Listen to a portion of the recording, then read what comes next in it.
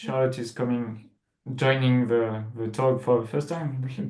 Hi, Thank you. everyone. I'm liking the Hi, Charlotte. connection between Tay's work and Charlotte. I'm seeing images that remind me of Hong Kong. So I saw a Charlotte, picture. Charlotte, you based in Hong Kong? No, I live in Arizona in the United States, but I'm from Hong Kong. I grew up in Hong Kong. 你識講廣東話？So yeah. I thought it's funny because I'm the fake Chinese who does not speak a dialect. Yeah, now you're the minority. Yes, I'm the minority. There you go. Aha. And I'm the white person who lived in Hong Kong as well. So Oh, who yeah. appreciate all of that. Yeah, I yeah. have little cockatiels who lived outside my window, Tay. And so Yeah. seeing your picture has reminded me of them. And I That's loved so you. I cool. used to love going up to the Peak, Charlotte, and looking down Yeah. on the city. And so I saw that image. I appreciated that very much. I'm glad that you liked it. So yeah, and Mo, great to see you. Laura, hello, hello. Hello. Greg, Hi, everybody. Greg, do you mind to send out that email again? I saw it once and then somehow it disappeared. I'm looking in my trash. Right now I didn't delete it. I don't know where it went. Archived, maybe. Maybe, yeah. Okay. Yeah. Here, Yeah, I if you can don't mind respond. sending it. I can, you know what I'll do is I'll respond to everyone. Oh, thank you. Yeah, thank you. But it's Oh no, shoot, because it's not it's gonna have hidden. everyone. Yeah, I don't share the emails. No, you kept everyone very secret. So actually it's not gonna be helpful if I do that. So no, you gotta all the work's on you, Greg. Oh, well, it's okay. We had a plan. I do it. We tried. Yeah, but plans always change. There you go. Greg, do you have or Mo, do you have an agenda of things you want to talk about today? Greg, I was able to read half your email before I freaked out and I was like, oh my God, I have to fix my Instagram. You know, the weirdest thing though, is that you go to the ShowUp one, like when you're ShowUp and the little square pictures look perfect. And then you go on as another person and it looked horrible. And so it's like, it's gaslighting you. Yeah, we're talking about the profile page before it was square images and now it's 4:5 ratio. Yeah, it's like a different aspect ratio, but not if you look at it for yourself always. Yeah. So it looked great.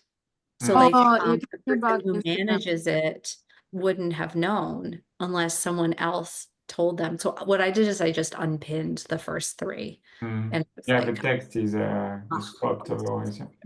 I had been asking her to redo those for like 9 months. So it's just they changed that recently. Yeah. Nothing stays the same. So no, we don't have you have any agenda? No. No, really nothing. Is if anyone has something that comes to mind or anything to propose to talk about? Well, maybe just general updates. Hong Kong. Yeah. Hong Kong. Huh? Could talk about Hong Kong. Yeah, the Basel. I mean, I'm seeing right now. It is. I'm seeing so many photos and videos, and I'm like, I really want to be there. This year I'm going to Basel, but the Basel. Oh, the Basel in Basel. National Fair. Basel in Basel. Basel in Basel. Yeah, and you know, Ezra did a collab with Alexandro Rolandi. One time, my friend who does the Chinese factory art project thing, he lives in Switzerland, in Bern. So I told him that I'm coming to Basel, please come. It's only 1 hour for him. So he said yes. So I will have a art fair buddy, this I love Italian it. artist curator guy to tag along and visit Basel with me. Very cool. I actually met with someone from UBS last Thursday. A private banking person here in Boston, and learned that so UBS is the largest sponsor of Art Basel around the world, and they told me that UBS also has the largest art collection in the world, and so they have a whole other side that collects art and curates art and has to obviously maintain the art as well.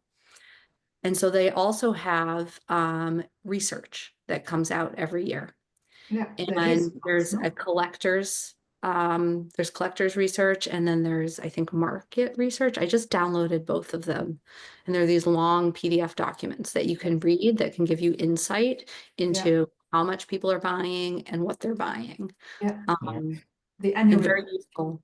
Yeah, What's it's that? very, very difficult to pronounce. His Cox. No, his Cox. Cox. So that's the Greg, name of the PDF. His director? Cox. His Cox art report. No, hold on. I'm gonna go into the chat. I mean, and see if- am I delusion of it? No, No, it is his okay. Cox his Cox. with a X at the Let end. me look. This is 20 megabytes, so it might be two. His Cox Group. Art Trade Report 2023. His Yeah. Cox UK 2023. Linked with UBS, I think. I think No? they do it with different groups. Yeah, This is maybe. Arts Economics did this year, did the 2024 one. There's also a summary of it online, so that if you're not looking to kind of do this, like look through this entire Yeah. 300 page document. So that's the art market. And Yeah, then there's also the collectors one. Where did I put the collectors one? Wow. Did I not take it out of downloads yet? I'll see if I have the. Yeah, that's a good call, because his Cox is a different one that is only 50 page.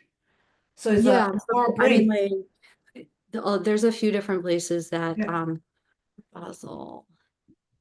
Hold on, I want to actually find this art Basel one. Did you meet them for an artistic collaborations, Christine? No, this was for some private banking stuff, so like personal stuff for me. Oh, okay, okay. And hold on, this is like the link where you can actually see it online, and this is and you can just like scroll through it, which is, and it's like very it's much more digestible like this. But I'm hoping that the person was like, oh, I'll hook you up with the art team, I'll do this, I'll do that, and I was like, okay. So Well, maybe you could go a couple more times. Buy him Yeah. some tea. So there are other financial institutions that also collect art, and such as Wellington Management in Boston and Fidelity. Fidelity has a very large art collection. Fidelity is one of the largest privately owned companies in the world. It's the Johnson family. And I've had a chance to go in and meet the curator there and actually tour their collection. And yeah, it just like sits on the walls of their offices around the world. And it's based in Boston, the good collection. Okay, interesting. Yeah, no, it's this like whole niche. I mean, corporate collections are a whole niche thing. It's not something that I have like a huge amount of access to. We've had pieces that have been collected into the Fidelity collection, but it is a very interesting kind of thing to just be aware of if it's not on your radar. In Madrid, there is Sabadell. Caixa. Is Caixa, isn't it? Caixa. Okay. So it's Caixa, They they have have their Caixa, own foundation and yeah. art collection. An art museum, art center. Yeah, well, this is exactly. So some, the Louis Vuitton has LVMH, they have like, you find that sometimes it's like the owner of a company will have like their collection, and then it kind of gets like mixed in with like the brand, and then they decide to like open museums and things of that nature. And then it's actually the company that will have the collection, or they'll have something that's kind of like related back to what they do. Like a big brand that actually is involved in the arts is Corning in the US. And so Corning makes glass.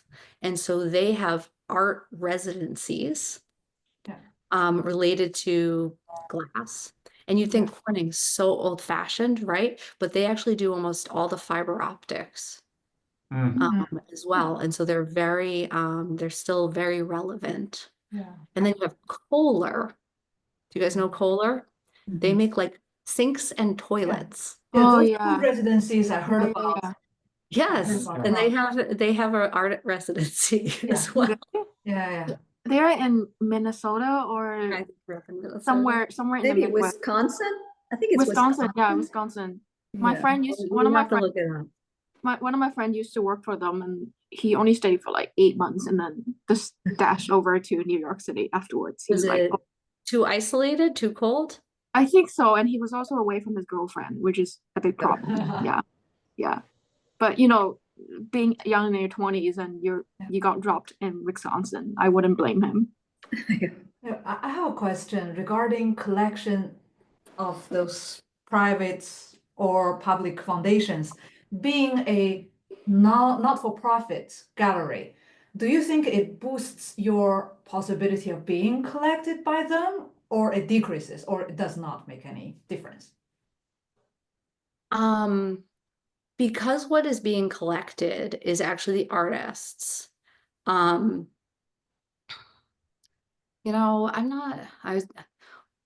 actually not sure. I'm trying to think. I think ultimately it is like what the artists have that really matters. I think that the lens through which people view our shows is probably the first thing to consider, right? And I think that what we're doing is probably elevated by the fact that we aren't a commercial gallery, but it's all about how we position ourselves, right? And so if people are going to see us as some sort of like, I don't know, shitty art space that isn't doing much and not putting any effort in, like, because there are like tons of kind of like these community art spaces, right, that you see in like a church basement or whatever. Yeah. Right. Well, and let's say like that's a nonprofit, like that's not going to elevate anyone's art and it's not going to make anyone want to acquire it, frankly. So like that's not going to be helpful. But if we are trying to position ourselves more almost as like a Kunsthalle model, so like a non-collecting art space, but one that's really doing so much more than just exhibiting the art. We have the community building, we have events, we have the exhibitions, we have And the residency. educational piece. Yes, Are you still doing it? We want to continue to do it. We're like, I have about 10 different things that I want to develop all at the same time, and so it's like it's complicated, but I think we do. If we have this, we didn't have the space last summer, and this summer we don't have it in the cards, but we have the opportunity to maybe have a larger space. And if we do, then like, yes, absolutely. And it's part of like, let's say the longer term planning, if that makes sense. So with all of that, then yes, I think that we are helping to get people into these collections. But ultimately, it's about the work. What are the other 9 things that you wanted to do? I want to start teaching curatorial classes to help people become curators. A flat file program. So that you have work that sits here that people can look through and purchase. Is that like ability based or certification based? Certification based on the number of classes that you take. Okay, so Look at they the in the semester end, if they pass the bar, they become certified curators. Certified by ShowUp. There's just nothing around here. Yeah. There's not like any curatorial classes offered in Boston. Not even you mean like classes like not the ones in like Harvard or MIT, right? Harvard's not offering that. Like MIT is not. I mean, like Harvard doesn't have a curatorial program. No, It doesn't. as far as I don't know. Really? I have to do like, let me put it this way. I've been too busy to like look up all of these things, but certainly not anything that's open to anyone more than like maybe 2 people. No, that's what I meant. Like you what you're saying is that like Boston doesn't have any classes that doesn't require you to pay like $90,000 per year. No, Yeah. I think that maybe Mass Art might have one class that some of their students can take based on the fact that I heard about the director of their museum going and looking at what some students put on the walls a few months ago in a Mhm. space. That's it. Like if you want to be a curator, you would essentially have to like apply to Mass Art and then get a different degree because they don't have a degree in that. That's Could maybe you get a degree in art administration from BU. So they have art administrator degrees. But if you want to kind of like learn this craft, do you think your class is going to be online, Christine? Because I'm actually I will be interested. so what I'm thinking is that would probably be in person, but maybe it's one of these things where there's an in-person version and then there's a separate online one. Okay. Because this is something that is really, I mean, curation is something that first of all transcends not just the visual arts, but almost anything, because it's all about like how to like select and place together Yeah. objects and Mhm. concepts. And there's so much that you can read and learn about how this was done in the past, how it's being done now, different ways of doing it. I think that are Yeah. fascinating. Yeah. And I think it really bolsters in like the practices and how galleries are working, how galleries and museums do this and what that looks like. And then to actually have the opportunity to do this in some sort of way, even if it is like a virtual selection, if it's an online class. Mhm. And potentially if it's a in-person thing that I haven't quite conceptualized, like where and how does that happen? Yeah.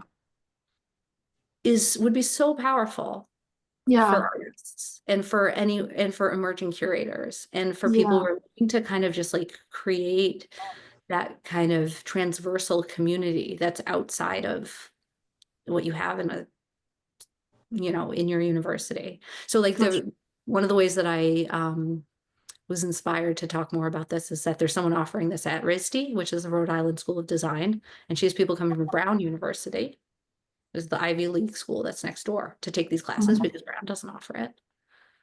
And she's like, yeah, no, like she's the one who's pretty much said you should offer this. No one's offering this up in Boston. So I'm mostly going off of what she said. I haven't had a chance to do my own research. Yeah. But I'll be like if you manage to develop it, I'll be interested to know more. thank you. Yeah. I'm looking to start in maybe September, so I have some time to do some curriculum development first. Sounds good. So this will be partnered with someone from RISD, you said, or someone from Brown? Well, the person that I was talking to is willing to give me her syllabus, so I can at least look at it, I see. and get a sense of what she has people reading. I see. And from RISD, so yeah, Rhode Island School of Design. But they share a lot with, so she has students from Brown University who come and take her classes and get class credit for it. Right. The caliber of it, like this will be like a university level course, Yeah. but no one will be getting credit for it as of now. How do you like get or filter those people who qualify, who had the ability to understand what you'll be teaching? Because university, they had admission office. Whoever that can take those classes are already filtered. But do you filter or how? That's a really good question. And I think that there's a lot of self-selection in that. I think that, but I talked about class size of about 6 to about 20 maximum. And yeah, Greg, I would not start. That's like, you've been doing this for years and you like can maybe get up to a size that big. But one of the reasons that you would maybe accept 20 into a class is because you knew that 5 to like 8 of them are probably going to drop out because they have no business being there. It's like that sort of thing, because people think that they can do the work, but they don't actually want to do the work. And once they realize that I'm not actually just gonna give everyone a little certificate at the end for not, for showing up or for whatever, that there's actually like real labor involved, then Mhm. They don't. But it's also going to be paid. Like this is, you know, people don't value what they don't have to pay for. So Yeah, for we, sure. you know, we will find a way to offer scholarships and things like that, but this is not something that will be free. So there'll also be like people who aren't willing to do the work and aren't qualified will likely not sign up for something that they're not prepared for. It does Yeah. seem like there could be several questions on an application that would give you some good insight on how people answer those questions without having like hours and hours of reading work on your part. You know, just maybe 3 like questions that really give you insight to the applicants. But I think this is such a good idea because I feel like if artists get to learn about curation, that it would really kind of blow open opportunity to expand our communities with the people who we most need to meet. And it would give us like another vehicle to reach out to people instead of just our own art, which of course is a good vehicle, but like it's looking at our own art from as objective as you can. You know, none of us can be totally objective, but you have to like get outside of yourself and think in a different way. And it just seems like that would then elevate your own art practice so much, but also just blow open your contacts, your ideas, your connections, things that are possible just by curating like one, even if it was a small virtual exhibit, just by going through the process and learning about it. So I'm thrilled to hear you're considering this. Yeah. Well, I know that for me, just like you were saying, once you're kind of like step into a different role in almost any like business or even like the planning process of something, you'll find yourself and you're like, oh, it's not at all like I thought it was, sort of that thing. And I think I completely agree with Laura there. I think these kind of things, like as you said, Christine, it's all about business, but I also think it's about empathy, you know, having empathy of what the other side is thinking. And by having empathy on our perspective or insights about what the other side is actually thinking in the process, you learn better about how to work with the other side, right? Like providing, I mean, you don't have to turn into a curator after studying curations. You can study it in terms of trying to understand what the other side is thinking. Yeah, I think that everything that you guys said is 100% correct. I have a question. All right. Where is the class coming? Yeah.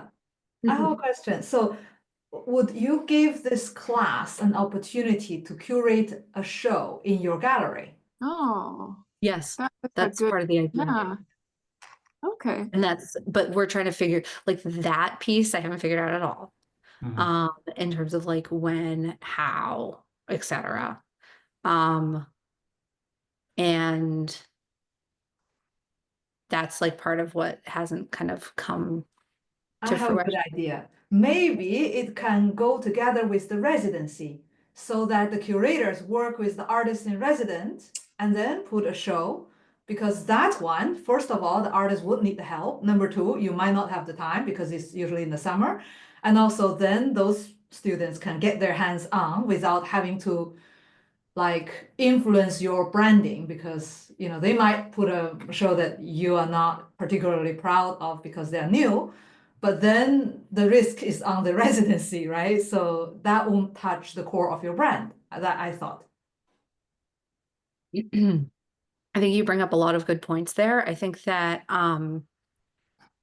one thing that's important is to also keep in mind the artist who is going to want to make sure that they're not just being used as a test subject though at the same time. So certainly, yes, I think there could be a, let's say, student curator involved.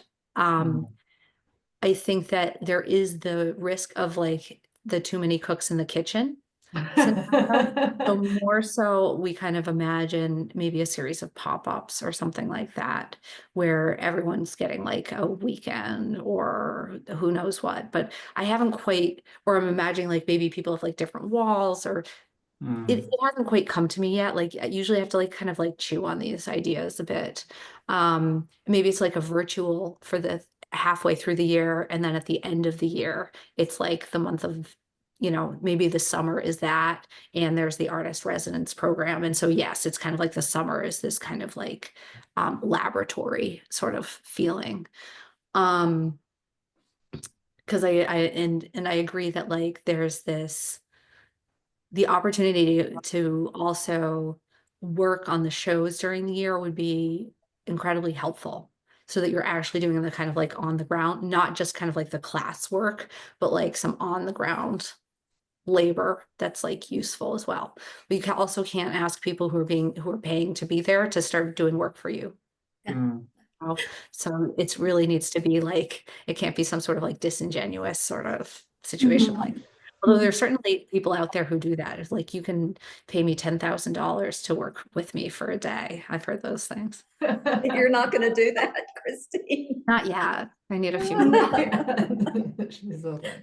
Yeah, if I can, and it might be messy because it's joining many ideas. But first there could be one idea. Simple is because Anna is not here, but she has a residency. You have a residency. You have a residency, and the three residencies are very different and very extreme in their way. And what could be proposed is joining them as an anthology on our website, because we made an article. Artist residencies In Spain, Madrid. Yeah, in Spain. who are the top Ranked yeah, article on Google. Spain is easy. Kind of like the larger branding. Yeah. English content, Spain is Yeah. kind of easy to be the first, but we could make an anthology of all of them, and with others. But my question was, the first gallery owner in art history is probably 150 something. Duveen. I Yes. don't. Yeah. So, and the first his book. curator, I think is He's from the middle. later. He's from the Renaissance. I can't remember his name, but I've read his stuff. Yep. Yeah, the first curator. No, the writer. Galleries. No, Yeah. Duveen. Well, in the U.S., the first gallery. I guess I'm thinking the U.S. is the first gallerist is Duveen, and then writers from that we like still have the writings of is from the Renaissance. So so from Picasso and after we saw that with Rothko. So the curation is pragmatically the fabrication of value.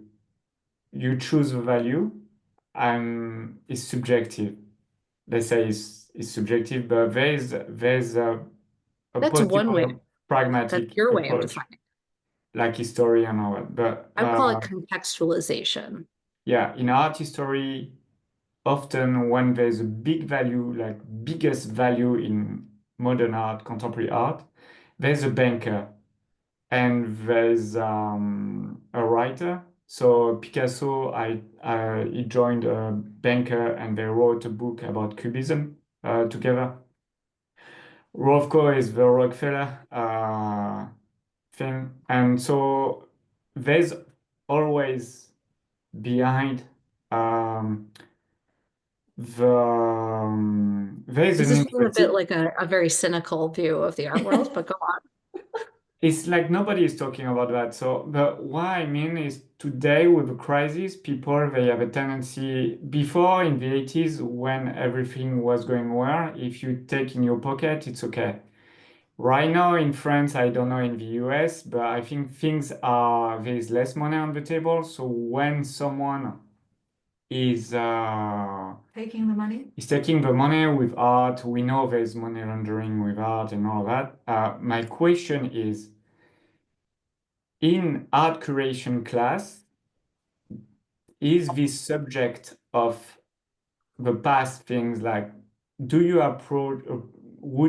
think approaching these subjects of it has been in the history that fabrication and optimization through art there's a correlation between banks And banks are not So kind of like transparent. the overinflation of art in terms of value and the like artificially propping up value and like pushing artists forward through curatorial purpose. Speculation. Yeah, is there and the speculation. problematic approach in the course in curation? Because I'm sure it'll come up, but like I think that ethics, you can't teach a class like this without getting into the ethics of what you're doing. Yeah, right. And I think that that's part of the conversation is the ethical or the unethical side. And that's one of the reasons that you find there are some people like Matthew Teitelbaum, who is the outgoing president or executive director of the Museum of Fine Arts in Boston, does not collect art. Because Yeah. I think he Compromise. feels, and I think a lot of people who are like the very high level directors feel like they are going to be unduly influencing the art world by collecting themselves. Exactly. There's also a like essentially what would I call it? There's like a rule at the MFA where if someone on staff wants to buy something that's over $5,000, I want to say that they actually have to give the MFA the right of first refusal for any piece of artwork. So that it kind of like creates that same sort of thing that there's like there can't really be any like speculation in terms of them as a private citizen getting something that actually belongs in a public collection. Hold on one second. I need to get my charger and just shut my door more or the door more. But yeah, it's an interesting point you bring up, right? Yeah, because there's this tendency in the art world not to talk about it or just to talk about that. There's no middle point of someone able to tell the truth, the hidden truth, and the good things and the bad things all together. Usually it's two groups and they are not mixing their content. Because if you know all of that, let's say hidden history, the little like intricacies of the mechanism is hard to, after investing so much time in it, it's hard to be very outsider and objective. And you feel like if you spend so much time in this, you start to take emotional, like take stance. Are we talking about like just not being objective as a curator? Well, It's just like- trying to learn about both sides, like kind of hidden things and also the ethical way to do it. So one thing is that as a curator, you won't be taken seriously if you curate your own work. That's the number one thing to understand. Yes. If you curate your own work into a show, you might That's- as well blow up the show and say this doesn't matter. Yeah. Okay. Definitely. Yeah. So no show that had like essentially it's just what I'm going to say amateurs in the nicest possible way do. It is perfectly fine to have a show with your work in it that you have curated. Yeah. But it's not something that you're going to find in like a museum. Yeah. Okay. I have a question about that. I Yeah. have a question about, so if you work with a curator, because I have worked with a curator that curate their own work into your show, are you gonna, as an artist, do you get looked down at? No, if you have a curator who's done it, you say that they curated your work and that's amazing. No. I mean, like the curator that I worked with, she curated her own work into the same show that I was in. That's bullshit. Yeah. Frankly. Yeah. What was it like a solo show? No, it was a group show. So like she had like one pieces in it. And I mean, I was new. It was my first ever group show, right? Yeah. Like it was Okay. back in the dark age, right? That happens all the time. It was back in the dark age. So you know, like back when we used like stone and knife, right? So you know, I didn't know about that, and she curated her own work into the show, and I told my friend about it, and my friend's son's daughter works for the only museums here in Vancouver. Like she's a curator there, and she told my friend that, oh yeah, I know that curator. She curated her own work into her show, and then that taught me, oh yeah, like is that a taboo? Like, I didn't know about that. So my question is that, like, as an artist, do you get looked down at if you work with a curator like that? So let me put it this way. That is something that I've let happen even here when I was less well established and like kind of didn't know better, and we were doing things a little bit more informally. So like, look, it happens. It's not like someone's going to be like, oh, Christine let that happen here. Like, you know, forget this place. It's not like a huge drama, but it's one of these things where, for instance, when I did, so we have something, a lot of this curatorial stuff that I'm talking about is coming out of the ShowUp Curatorial Incubator Program, SKIP, where we've been working one-on-one with artists, and we did that twice this past year. We had a graffiti show with 8 different artists. That was in December. And then over the summer, so previously, we had Rosa Leff, who's a paper cutter from Puerto Rico, who we've shown as an artist a few times, curate a show for us. And I specifically said, your work cannot be in this show. And we had people like Swoon in the show. We had Beatrice Caron, who is collected all over the world. We had a variety of really amazing artists in the show. And the show was very successful, and it was taken to the Guild of American Paper Cutters in Somerset, Pennsylvania afterwards. And I'm very proud of that.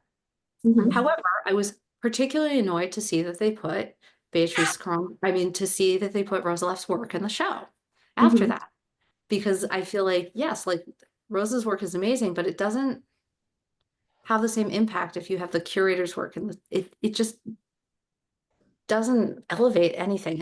And they took something that was really at like museum level and kind of like devalued it by doing water it down. Yeah. Okay. I think that you don't need to be worried if this curator has done something or will be doing something, as long as, right. Like, I'm not worried about them. It's like, we did our thing, we did it well, and we sent it off, and we can say it went there. No one is like looking after the fact. But I specifically, despite knowing what an amazing artist Rosa is, did not let her put the work in the show, because I knew it was going to reflect better on her as a curator and on kind of like the program. And that was a hard decision to make because of how much I love her work and having shown it multiple times before. You know, that's another thing I learned, because I think you brought up a really good point, Christine, about like, you know, what kind of shows that as a curator you have to be mindful about, like what kind of shows that you put in your artist work in it, right? And that's a thing that I learned slowly, that, you know, not every, because I've been in this thing, I've been showing my work for a couple of years, and the more that I show, the more I realize that, like, you know, so exhibition and group, especially group shows, you put in more effort than what you get back, you know, either monetary wise, of course, but like, you know, sometimes relationship wise too. So I'm getting to a point that I'm like, this show, I don't think I want to get in. I don't want to put in, just because, you know, it drains your energy putting your work in. And also, like for example, there's an open call here the other day, and like I wanted to get in because it's in one of the you know, like the province museums, so-called, or province gallery, but I later find out that they actually put it in the hallway right next to where the cafe is, because it's an open call. So I was like, oh, is it? And then also, like, looking at the photos from last year, every single piece of work was like this close to each other. So I was like, but at the same time, one of the requirements was that they require each of the work that are going in to be completely new. So you can't show it somewhere else before. It has to be completely new. So it got to a point that I'm like, is it like what you're asking and what you're giving is not equal? And is it worth me putting in the effort? And the answer is no. So yeah, I think like it's getting, I'm starting to learn that, like, you know, some of the opportunity out there are just not worth it. And, you know, you have to be careful where you put your work. It's like you have to be careful where you put yourself with your friends. Like, you don't want to be with friends that, you know, do bad things. And so it's the same as your work. You want to put your work where it's worth it. Yeah. Yeah, When you said I think something there's new, it's totally, after going into academia, almost every 100% of the publications I've seen requires complete new works, and self-referential needs to be 30% less. So you cannot reuse chunks of your own text. Otherwise, it's auto plagiarism, like self-plagiarism. yeah, no, yeah, you Completely can't new is totally be okay. accused of plagiarizing yourself, and Yeah, and that's all. another big no-no for a curator, because I've heard people bad-mouthing a curator who had reused her own curatorial statement partially, and that is self-plagiarism. It's a big no-no.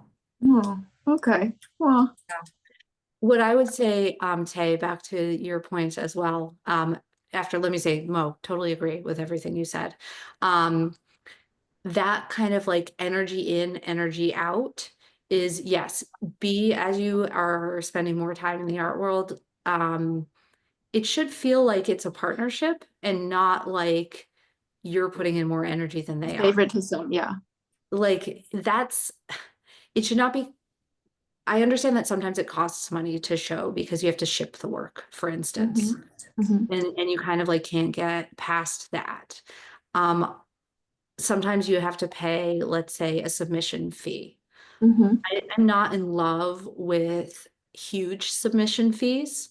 I usually tell people to stay away from those. Greg, I've been doing a lot of mulling over, the article stuff and like the vanity gallery side of things. Like, don't I still have like your email sits unread in my box because it's like it still is a to-do in there. And thinking about like the role of the vanity gallery. I've been, thinking about that a lot. Because those are ones that tend to do exactly, Tay, what you're talking about in terms of like putting the work like really close together and demanding a lot more than really feels like they're giving back. Yep. Well, this one is not, I mean, the one that I was mentioning, it's not so much of a vanity. I know. It's like, but it's just like, yeah, you're asking that's way the more than vibe you're giving. that they're giving. And that's like even less respectful, I feel like. Right, exactly. It feels a bit like a middle finger. A bit, yeah. Well, and then putting it, well, it's like what they're doing is it's like very performative because they're essentially like, oh, we're doing community-based programming, and then they're like, we're gonna put your work in the toilet, essentially. Exactly. It's like it's like why are you gonna bother? I also think they're being really sneaky because here in British Columbia, the government has a set of regulations of how much, like it's called CAFEX. It's across Canada actually. You have to pay the exhibiting artists a certain fee based on the type of space. So they have like different sets of pricing. Like let's say this space is 250, for example. Yeah. But I think the reason why they're using the cafe space is because it's not in the CAFEX fee structure. So that way they don't have to pay people CAFEX fee. So that, yeah, you're so right then. That's something that I learned, like, years after years, like of being in these kind of things. And I'm like, oh, you're being sneaky there. Yes, they are. I'm trying to look something up for you. I think it's related also to the fact there are many more artists than before, and like in any touristic city, like Barcelona in Europe, you have Nice, Barcelona. I have been living in these cities all my life, so I know like you make a restaurant or you make a place, you have no good relation with the tourism because there are so many they don't come back. You don't care because you get so many others. You have so many opportunities. So then naturally you don't respect your clients and reputation. And I think the galleries they are like that. There are so many artists like they don't care. Like they are becoming not respectful because there are so many. One died and come back. So that's the problem. Is there's no scarcity on artists and of good artists. Yeah. But like so I decided reliable and. Already reliable artists they are way less, but let's say they don't care. They don't care because you go away they get 10 more. Yeah. Mm. Yep. Yeah, I think that, you know, that's a complicated piece, is kind of making yourself so On a indispensable. side note, I have an independent curator friend. So because I got a lot of vanity gallery or vanity publisher contacted me in English and both Chinese, like in mainland China. So there was one time I was on Red Note, and this self-proclaimed publisher contacted me and was like, "Oh, we are like fun, like we are like what do you call that? Like 民间印刷的, like we are self-funding publishing company in mainland China and want to publish your work, blah blah blah." And I was like, "Oh, I don't know about this. Let me just ask my friend." So I asked my curator friend who writes for magazines in China and North America here. So she was like, "You know, all the publisher in China has to be like linked to CCP, right? Like there's no self-funded publisher, right? Like and all the publisher has to, like, the names has to be like kind of related to the CCP or like the province CCP party, right?" And I was like, "Oh, I didn't know that." And she was like, "Yeah." Like, so I think she didn't say it so clearly, but she was like, "Oh, I think this one is a scam." So I was like, "Okay." But she was like, "Oh, this is kind of interesting. I've never encountered this. Like, can you send me the email? I want to write this in the article." So I was like, "Okay." And I got a few more of these like vanity galleries emails later on. So I was like, I started collecting emails for her. I was like, "Hey, here's more writing materials for you. Here's more writing materials for you." But just don't put my name. Don't put my name on your articles, because I don't want my name to be associated with like vanity gallery and scam email. So yeah, here you go. Here's more materials for you. Yeah, when you say the Minjian, which is, let's say, non-governmental publication in China, is strictly illegal. My mom used to work for the official publisher before she retired for like 3 years, and she was telling me her work. So every ISBN, regardless of the type, the publication, as long as it bears this number, it needs to go through the government registration, licensed publisher by CCP, and it needs to be paid. This ISBN is very expensive in China. It's almost like a business license, let's say, equivalent. You cannot just randomly acquire one. So pay to publish is like pay to show. It exists. And it exists almost 100% in China, because to acquire such serial number costs a lot of money. It's a quota. So every publisher has a number of ISBN like assigned to them. So it's possible that they are publishing with someone and it's paid to publish, but of course their intention is not to push your work in front of the audience. The intention is for you to pay. So it's a vanity publication. In academia, I would say maybe half of all publications are paid to publish. Even very renowned journals is paid to publish, and there is even a article publication fee, and there is a list of 1,000 provided by my school, ranging from $500 to $2,500 per article under 10,000 words. It's totally normal, but it depends on what you need, what is necessary. If you need to publish something, you pay. It's like, and also when you said independent curator friend, another thing is, I mean, at least in my opinion, is like independent curator is almost like single woman. It's like most women still want to get married, like they're independent because they're not married yet, because they haven't found their other significant half.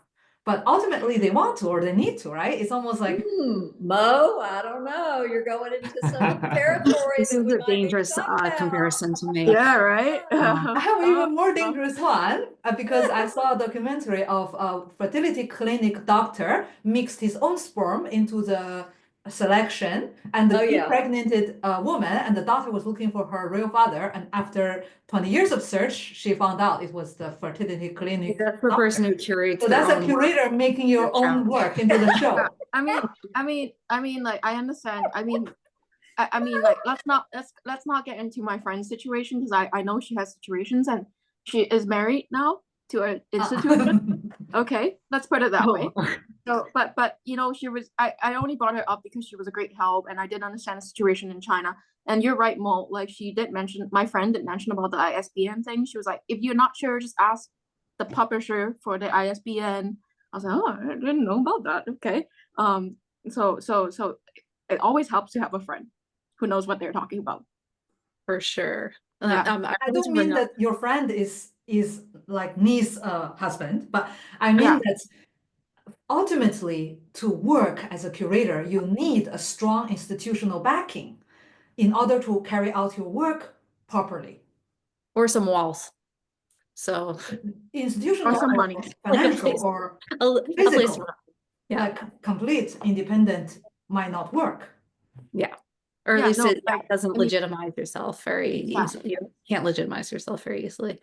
I just Yeah. wanted to bring up the concept when you're thinking about if something is like a scam or like how it is, just figure out what the business model is. You know, this is the whole thing with like how social media works. If you can't, if you're getting something for free, you need to think about like how they're paying for the service that you're receiving, right? So that goes to Mo, what you're talking about with the articles, even in peer-reviewed academic publications, is there's no advertising, right? Are enough people actually paying for the articles and for these publications for it to be a service that is, you know, does it pay for themselves? Probably not. So people are paying to be in them. And same thing, it's like if you can't figure out what the product is or like who, like how they're making their money, you're probably how they're making their money. And then you Yep. just got to figure out if that is something that you're okay with, and if that like exchange of whatever you're giving them is worth what you're getting back. Totally. Like looking at the juror and looking at last year's show and who got in and what the art looks like and what their careers look like. And because a lot of times you look into the opportunity and it's not, Sure. you know, like the juror, they won't name the juror, which means it's like just like an assistant there, maybe, who knows who it is. And then you look at last year's show and you're like, oh, you know, this isn't going to elevate me. This is going to actually go the other way. So Yeah. I find that most of the paid opportunities are not worth responding to, but occasionally there will be one, you know, for some quirky one criteria is there that makes it this perfect fit, but usually not. I don't Some think. are, I mean, like I've done ones where we ended up we've done some really great juried shows, and it's how I found artists that we ended up working with for years. And I sold a ton of art by an artist who was out in like, she started in Western Mass and then moved to Dubuque, Iowa. And she was my like top selling artist. And I just Yeah, but found you're a legitimate person doing a good job with your business. You know, like I'm just like, sometimes it's harder to tell. Right, but I would do, this was like calls where I would make people pay like $40 to submit their work. Yeah, so it doesn't And mean they're all right, bogus, but that's the thing about doing your research, you know, that sometimes you are gonna, but you have to kind of like look for those legitimate opportunities mixed in with all the other ones. Yeah, totally. And you'll see like there's ones that they'll just keep coming back because people who are using this as their business model, it's just like they're like, yeah, like, or Agora in New York, this is just all they do. And like Agora's just there, and they constantly have calls. There's a gallery here in Boston, 263, that it's a, I believe, a nonprofit, but like their business model is literally having people pay submission fees. And the shows aren't bad. And like I said, it's a nonprofit, but I kind of find their business model detestable because it just doesn't feel good to me that this is how they're running things, frankly. But then again, it's up to you. Does it feel worth it to submit in the hopes that you might be selected for this, you know, small space in Cambridge to show your work in potentially a solo show, 2-artist show? It's like what you propose. You're proposing an exhibition. And for some people it is, and for others it's not. I think like, because I've been having conversations about, I've been having conversations with more established artists about in general how to get your art out there. And the things I heard is that it doesn't, like, doing shows like this, of course, doesn't help. And what he was saying, like, what really helps is doing like residencies and like, and then like, of course, get into the really good one that is actually going to help you, right? But like, he particularly mentioned that there was a couple that he got in the US that connected with, he's based in Hong Kong, but like he is connected to several museums in New York and in the US because he got into residencies in the US and met several curators. And luck, it's all about luck and relationship and stuff like that. But he did mention that like residency was the one that really helped him his career. I think for sure and that's something just in terms of the residencies that you guys are doing is and what we are doing here just with the artists that we show. So first of all, we started much more consciously measuring impact and thinking about what we are trying to do for artists, what artists are trying to do with their exhibitions and asking them about that. But then also making part of what we do is making connections for them. Yeah, for sure. And making curatorial connections as part of the residency and having people come in and talk to people as part of residency is invaluable, and having it not just be kind of like whoever the organizer is, but having it be kind of like a gallery person or, curator or kind of like well-known or even artist. a fellow artist, because you never know. People talk about people, and then and those things are just, and those connections as well with the other artists who are there. These are like the way that you build a career is really through the network that you grow over time and the time that you spent in industry. I would say like from year 6, 7 onwards has been like exponentially more powerful in terms of I'm in my 5th year now. So keep going. Kind of like growing a baby, like gotten from kindergarten onward. Take heart in that, like if you keep working at it, like it does at a certain point, I think it never is going to get easier, but like that there's just more resources available to you because more people if you're kind of like making those networking connections. I completely agree with you, Christine, even though I'm at my 5th year, not 6 years yet, but like it's just that because I've been applying for open calls for a couple of years, and I realized that applying for open call, it's like you pushing a wall, right? But having network and having the network come to you, it's like you are just sitting on your couch and then things come to you. Like I had a show recently where the curator came to you. I didn't do anything, and he just came to me, and I had another opportunity that I don't want to say too much because it's not it's not 100% sure yet, but I met this another artist who's also based in Hong Kong on Instagram, and I just started chatting with her like because I wanted some technical advice or whatever. So I just like randomly chatting with her, and all of a sudden a couple months later she was like, "Hey, we're filing a grant right now. Do you want to be part of the show? Like I could write your name in it." I was like, "Yeah." I didn't even move my fingers, I just like was just chatting because I wanted to find another friend. And here you go. Like it's the power of having friends and like being in the network and being like authentic. I think it's really important. Yeah, also it's the power that they know you for many years and you have been working and producing for many years. Yeah. So you are constant. Yeah. Only friends they can tell that. I would like to, before Christine needs to go, but before you go, I have just one idea just to propose for you to think later. But maybe the idea of like open call to get curators into the curatorial course, we can record like a video of you giving like the basics of what is the professional outlook after having this course, who are you training, where are you training to, like all of that, so that you can maybe perhaps have this, not a monologue, but we can like talk to each other, and then we can publish the video so that people can know. And if people are interested, you can show them this video. Hey, this is what is the course about. Yeah. That's a That's lovely a good idea. idea. Yeah.